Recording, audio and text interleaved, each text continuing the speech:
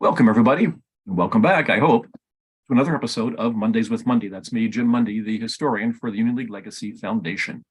Now, if you're watching, this episode is being broadcast for the first time on Monday, February the 13th, just one day after Abraham Lincoln's birthday, February the 12th. And so we thought we would take all of you on a walking tour through the Union League house to look at all the different images we have of Abraham Lincoln that are on view. So we'll see two paintings, and the rest will all be sculptures, 9 sculptures. So welcome to the League. Now we're going to start the tour in the Broad Street building and at the Broad Street entrance, but the street level entrance that gets us into the Heritage Center, right? So it's under the portico, not up the stairs, all right? So we walk in the Heritage Center, we walk down the stairs, and on the left-hand side is the exhibit of the Civil War of Philadelphia and the Union League. That's where we're going to start our walk. So let's do it now. I've got to share my screen first, don't I? All right, here we go. There we go. Okay, got that. Got to go way up here to do that. Let me go over there and do that. Come on. And now we've got it. All right, so let's start the tour. And in the exhibit, you turn to your left. First of the 2 Lincoln busts that will come across, portrait bust, if you will, is a bronze done by Max Bachmann, who was born in Brunswick, Germany in 1862, but like a lot of European artists and sculptors, emigrated to the United States to find work. And he eventually ended up in Boston, where he worked for the Caproni galleries, and they were most famous for making the best plaster models in the country. And so while Bachmann was there at Caproni, he did 2 plaster models of Abraham Lincoln, one without the beard and one with the beard. And these were done in 1905. And what we have here is the bronze version of the beardless Lincoln that is signed and dated and copyrighted 1905. And it is, I think, a really, really good image of Abraham Lincoln. And I like the fact that you get the tie and the waistcoat and just the whole idea to get the full torso on the bust there, and the portrait bust. So it was really kind of neat. So, and then of course, behind the bronze, you can see a photographic reproduction of Abraham Lincoln. All right, so that's the first of the 2 that we have in the exhibit. And here's the second one, a marble bust done by the Italian sculptor named Pio Fedi, F-E-D-I, who eventually went, like everybody in Italy, if you want to be a sculptor or an artist, he went to Florence. And that's where he spent most of his career as a sculptor.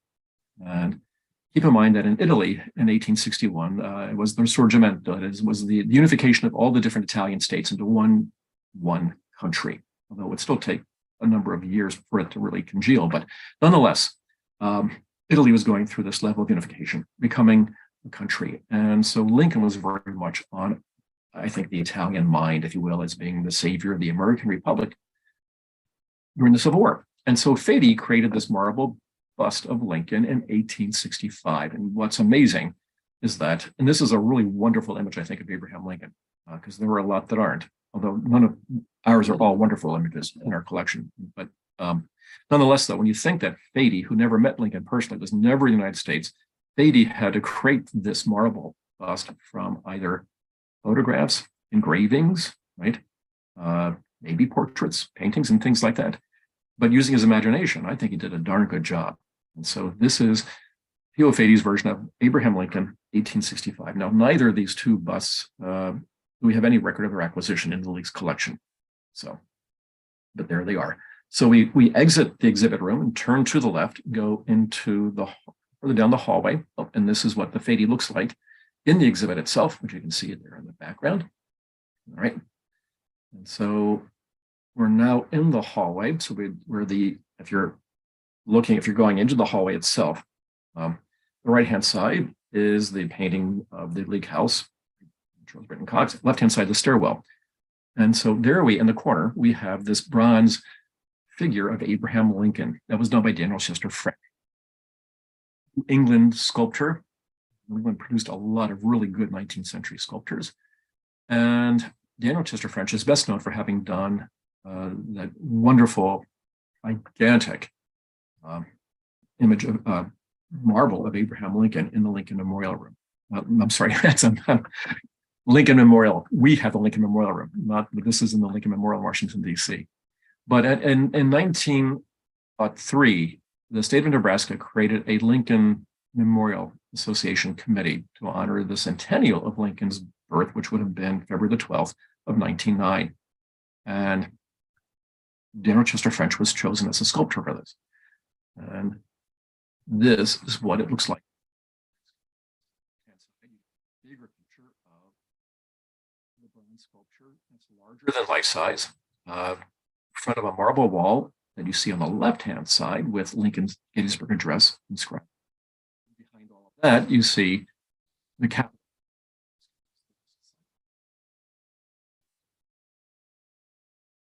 So this bronze that we have in our collection is one of 12 that were made in 1912, because at that point, Daniel Chester French fully paid his commission, and he was beginning to experiment with making plaster models off the original clay maquette for the larger sculpture that we just saw.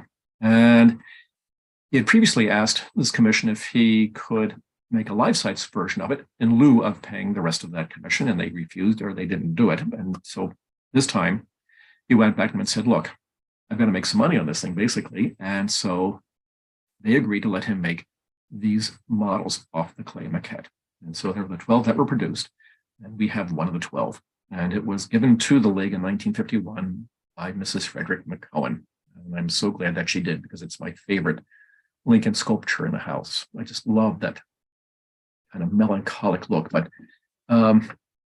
pretend that Lincoln had, and keep in mind that Lincoln's Gettysburg Address was given the dedication of the National Cemetery, so he's surrounded by all the dead from the battle itself. It's no wonder he's a little melancholic, right? So that's that. That's what it looks like in the Heritage Center. Right, so to the right, we see the door that takes us up the stairs to the first floor. So up we go. We turn to our left and look on the right-hand wall. And on the right-hand wall, we see this medallion called Triumviri Americani by William Miller, who was a founder from and we'll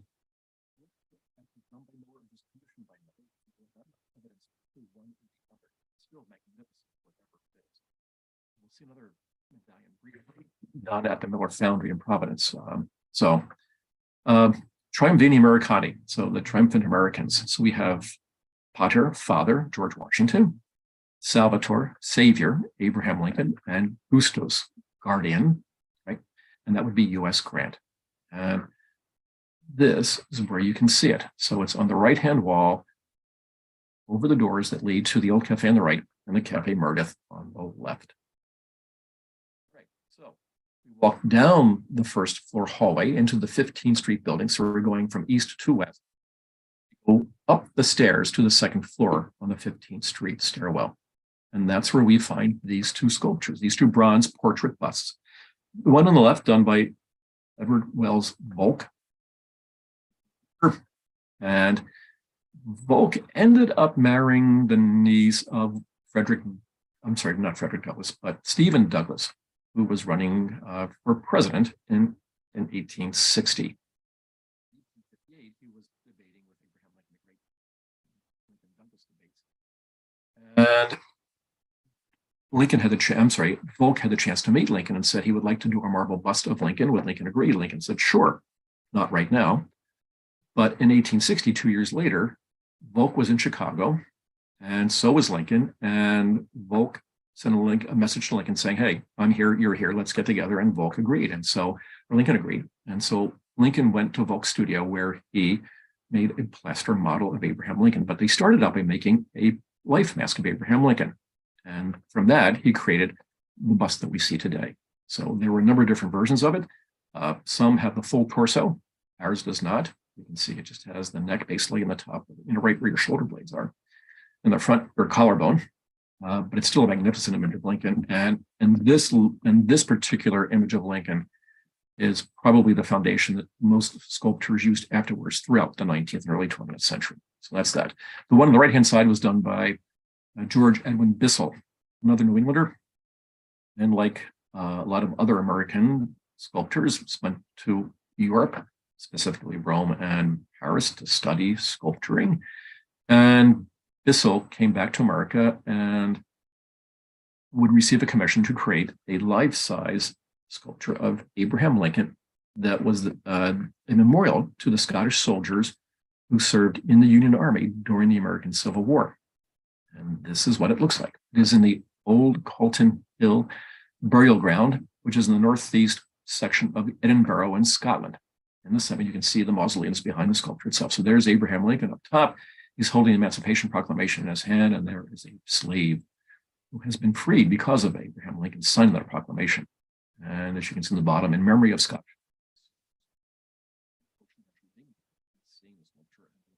Anybody to go there to see it.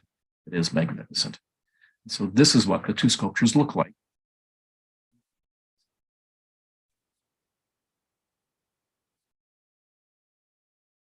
Right, now we go up the stairs, we turn right down the hallway, and the first room we enter is the Lincoln Memorial Room.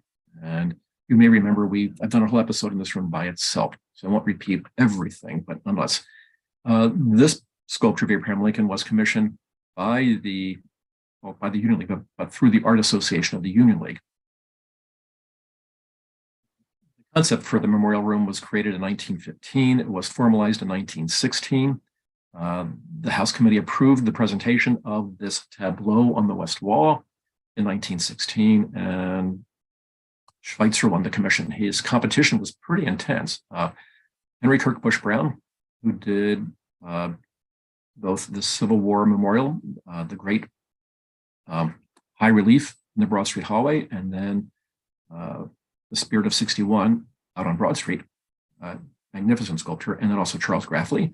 But Schweitzer won the commission. And so this is his interpretation of Abraham Lincoln giving the Gettysburg Address.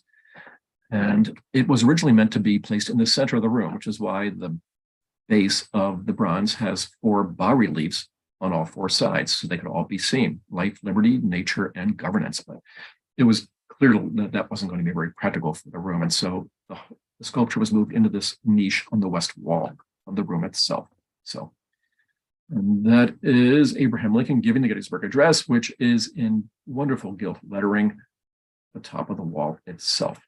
So, all right, now we go out of the Lincoln Memorial Room, across the hallway, and into the library lounge. But before we do that, we're going to look one more time at up close of the bronze by Schweitzer on the left-hand side. And then on the right-hand side, we still have Schweitzer's plaster maquette used to win the competition for the sculpture for the Lincoln Memorial Room, which is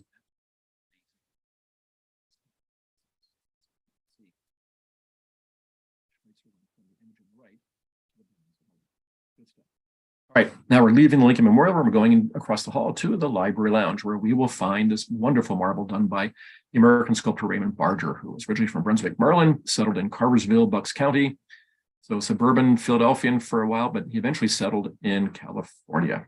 And while he was, and again, Barger, like many, many Americans, studied in Italy, specifically the American Academy in Rome. And it was there that he came across Professor Kenneth Scott in Cleveland, who was promoting the commissioning of a sculpture of Abraham Lincoln for the Republic of San Marino in Italy. In 1861, San Marino made Lincoln an honorary citizen. And again, think back to what we talked about earlier with Risorgimento and Italy and just becoming a republic. And so San Marino now has a bronze version of this marble. So it was originally done in bronze. And Barger then made this marble version that in 1991 was presented to the Union League by League member Robert Byers at a wonderful luncheon in Lincoln Hall on February the 12th of 1991. I can remember it very well. Barger was there himself, 85 years old, gave a wonderful presentation, wrote a poem for the occasion, and unveiled this marble, his marble of Abraham Lincoln. And this is what it looks like in the library lounge. So I hope you go in there and see it sometime. It's really worth a look. It's really amazing. That is, by the way, Carrara marble, not surprisingly. All right, so we go out all the way again, and we turn right, and we go into Lincoln Hall. And we go through the west doorway, and we look up, and what do we see but this medallion of Abraham Lincoln, done by Franklin Simmons, who was born in Lisbon, Maine, but settled in Portland. And it is one of 31 medallions that were commissioned by William Miller, the founder we saw previously, who did Triumviri Americani. And so of the 31, there are 23 medallions that are known to exist, or 23 different ones. And the League actually has the largest collection of 16 of the 23. And so this is the version of Abraham Lincoln. It is a profile bust of Lincoln. And the original set were to include Lincoln, his cabinet members, and the most prominent or important Union generals and admirals, as well as important American politicians who were supportive of Abraham Lincoln during the Civil War. So that's that. And so you walk through the west doorway, you turn around, you look up, and there is the portrait bust inside that tympanum or lunette of Abraham Lincoln. As you can see, there are 2 more medallions on the west wall, and there are 3 on the east wall as well. So there are 6 medallions in Lincoln Hall altogether. But also in Lincoln Hall is this wonderful portrait of Lincoln, which we have also talked about previously. So this was the first painting commissioned by the League on December 30th of 1862 by Edward Dalton Marchant, who would later join the League in 1865. While Marchant actually lived in the White House with the Lincoln family to paint this portrait. And the reason I love this painting, I mean, it's my favorite painting in the entire collection because of the symbolism. It was so important at the time. So this painting was meant to hang in Independence Hall because that was the heart of Philadelphia, particularly socially, economically. Everybody in Philadelphia walked through Independence Hall. So here's the message. So Lincoln had signed the Emancipation Proclamation January the 1st. That's the proclamation on the table under his left arm. Upper right-hand corner, the goddess of liberty has now trampled the chains of slavery metaphorically open because Lincoln signed that Emancipation Proclamation. Behind Lincoln's right shoulder, we have these 2 columns that represent the solidity of government. And not just that, but the Republic of America, the democratic form of government that was adopted by the Continental Congress in 1776, right? And keep in mind that Greeks and Romans, democracy, all that good stuff. So off to the left-hand column, you see that the sun is rising. It's getting brighter in the background. So the sun is rising. There's a new day dawning in American history because Abraham Lincoln has signed an Emancipation Proclamation. So here's the message. Lincoln is no longer just the president or the commander-in-chief. He's now the great emancipator because the war is no longer a war of rebellion, secession, or reunion. It is a war to end slavery. And that's the message the League wanted to get across. So here we have Abraham Lincoln, the great emancipator, if you will, in Lincoln Hall. And this is what it looks like in Lincoln Hall. It's in the central alcove on the north wall. And it has been there since Lincoln Hall opened in 1911. So, all right, now we will leave Lincoln Hall and keep heading east into the Broad Street building, where we will enter the banquet room and turn to our left. And immediately on the left-hand wall, we will find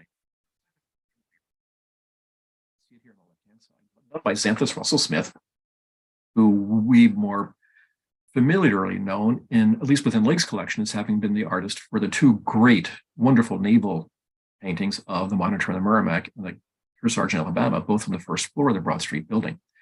And for most of his career, Smith painted naval paintings.